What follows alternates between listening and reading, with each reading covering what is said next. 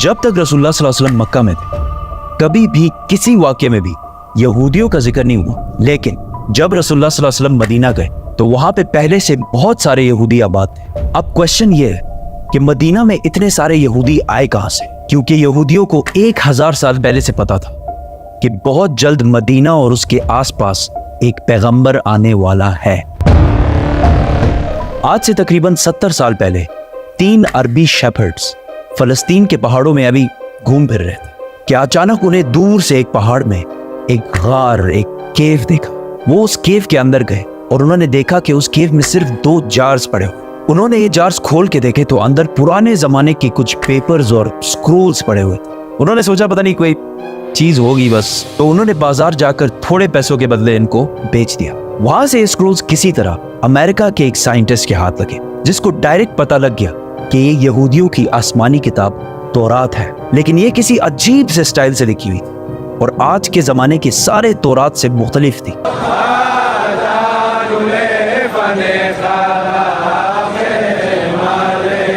तो उस scientist John C Trevor ने इन पेपर्स को उस जमाने के सबसे पुराने तौरात जो 1800 साल पुराना था उससे कंपेयर किया और इन दोनों तौरात का स्टाइल और अंदाज बिल्कुल एक जैसे था। जिस कागज पर यह तौरात लिखी हुई थी उस साइंटिस्ट ने उसकी कार्बन डेटिंग कराई कि ज्यादा से ज्यादा ये कितने पुराने जमाने के हो सकते। तो पता चला कि ये एटलीस्ट 2200 साल पुराना कागज है जिस पर यह तौरात लिखी हुई है। Which means कि ये तौरात जो फलस्तीन के एक गार में एक आम से अरबी शेफर्ड को मिले थे, ये दुनिया के सबसे पुराने तौरात में से एक है। इवन हजरत ईसा अलैहिस्सलाम के आने से भी पुराने का तौरात है। Copies of the Bible that are 1000 years older than any previously known copy of the Bible? ये कंप्लीट तौरात तो नहीं है, लेकिन तौरात के बहुत सारे पोर्शंस इसमें मौजूद हैं। इन स्क्रोल्स के स्टार्टिंग में यहूदियों के एक पैगंबर आइज़ाया का जिक्र है, जिनको क्रिश्चियंस और मुसलमान दोनों एक सच्चा प्रॉफिट मानते हैं। और इस पैगंबर आइज़ाया ने फ्यूचर के कुछ प्रोफेसीज लिखी है कि आने वाले वक्तों में दुनिया में क्या क्या होने वाला है।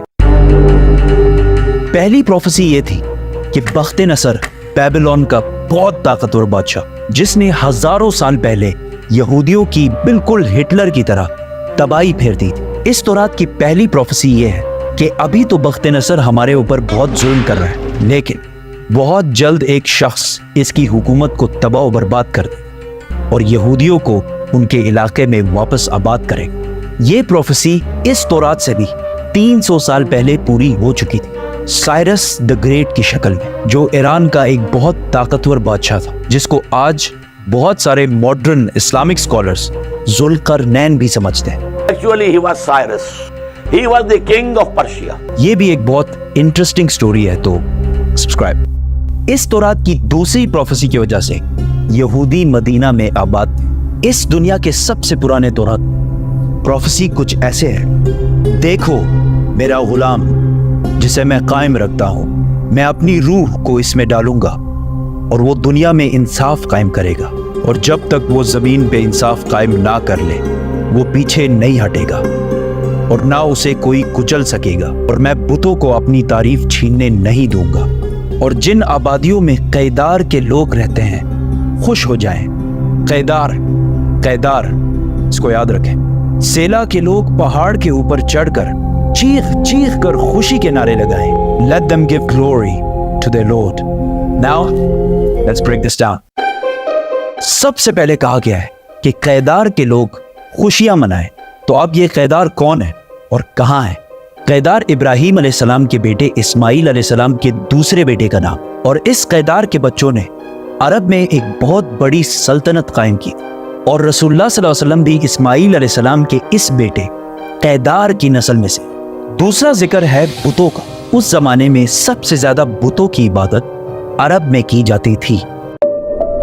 अब इससे यह तो क्लियर है कि पैगंबर अरब में आएगा। प्रॉफिट आइज़ाया ने तौरात में दूसरी प्रोफेसी ये की थी कि सेला के लोग पहाड़ पर चढ़कर जोर जोर से खुशी के नारे लगाएं। ये सेला लफ्ज SELA आज भी तौरात में इसी तरह लिखा जाता है। अब ये सेला अरब में किधर है? This is very interesting. मेरी बात ना माने, गूगल मैप्स तो सबके पास होता है। गूगल मैप्स पर लिखें सेला अरब اور سر سے دبائیں. آپ سیدھا اس پہاڑ کی لوکیشن پر پہنچیں گے. یہ پہاڑ آج بھی مدینہ میں ہے, اور صرف مدینہ میں ہی نہیں بلکہ مسجد نبوی کا سب سے نزدیک پہاڑ یہی سیلا پہاڑ ہے. مسجد نبوی سے یہ پہاڑ صرف 500 میٹر دور ہے, کلومیٹر بھی نہیں, میٹر. تو تورات میں سیلا کے لوگوں کو کہا گیا ہے کہ پہاڑ پر چڑھو اور خوشی کے نعرے لگاؤ, کیونکہ تمہارے پاس ایک ایسا شخص آنے والا ہے جو پوری دنیا میں انصاف قائم کرے.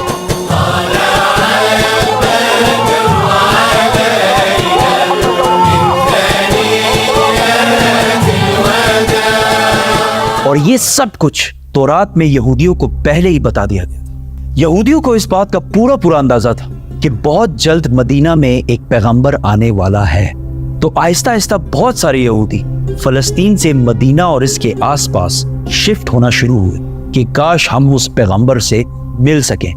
اور ایک دفعہ تو یہودی اور رومن امپائر کی لڑائی کے بعد بہت سارے یہودی مدینہ اور اس کے گرد جمع ہونا شروع ہوئے, اور خیبر کو جو مدینہ کے سب سے قریب سٹی سمجھی جاتی تھی اس کو اپنا ہیڈ کوارٹر بنایا. مدینہ کے عرب یہودیوں کے نالج اور ان کے بزنس کرنے کے طریقے سے بہت زیادہ امپریس تھے, جس طرح آج بھی پوری دنیا یہودیوں کے انٹیلیجنس اور بزنس کے طریقے سے بہت امپریس. آہستہ آہستہ مدینہ میں یہودی بڑھنے لگے, اور مدینہ کے عربیوں اور یہودیوں کے درمیان لڑائیاں ہونا شروع ہوئی. اور ہمیشہ یہودی مدینہ کے عربیوں کو کہتے تھے کہ آج تو تم لوگوں نے جو کرنا ہے کر لو, لیکن جب ہمارا پیغمبر آئے گا تب ہم تم لوگوں کو نہیں چھوڑیں. مدینہ کے عربی ہمیشہ اس بات سے ڈرتے تھے کہ کہیں واقعی ان کا پروفٹ آ کے ہمیں ختم ہی نہ کر دے. مدینہ والوں کو جنریشنز اینڈ جنریشنز تک یہ بات بتائی جا رہی تھی, جس کی وجہ سے مدینہ والوں کو یقین ہو گیا تھا کہ بہت جلد ایک پیغمبر آنے والا ہے. اس سب کے درمیان اچانک ایک دن مکہ سے ایک آدمی مدینہ آیا جس کا نام تھا مصعب بن عمیر, اور انہوں نے مدینہ کے لوگوں کو اسلام کی دعوت دی اور بتایا کہ مکہ میں ایک عربی پیغمبر آیا ہے جس کی بات کوئی بھی مکہ میں نہیں مانا. یہ سن کر مدینہ والے حیران ہو گئے کہ ایک عربی بولنے والا پیغمبر, ہو سکتا ہے یہ وہی پیغمبر ہے جس سے یہودی ہمیں بار بار ڈراتے رہتے. تو مدینہ والوں نے ڈائریکٹ دنیا میں سب سے پہلے اسلام قبول کر لیا. یہودیوں کو جب اس بات کا پتہ چلا کہ ہمارا پیغمبر تو عربیوں میں آ گیا تو انہوں نے صاف ڈینائی کر دی کہ یہ وہ پیغمبر ہے ہی نہیں. لیکن پھر بھی کچھ یہودیوں نے اسلام قبول بھی کیا اور اسلام کے لیے جان بھی دی.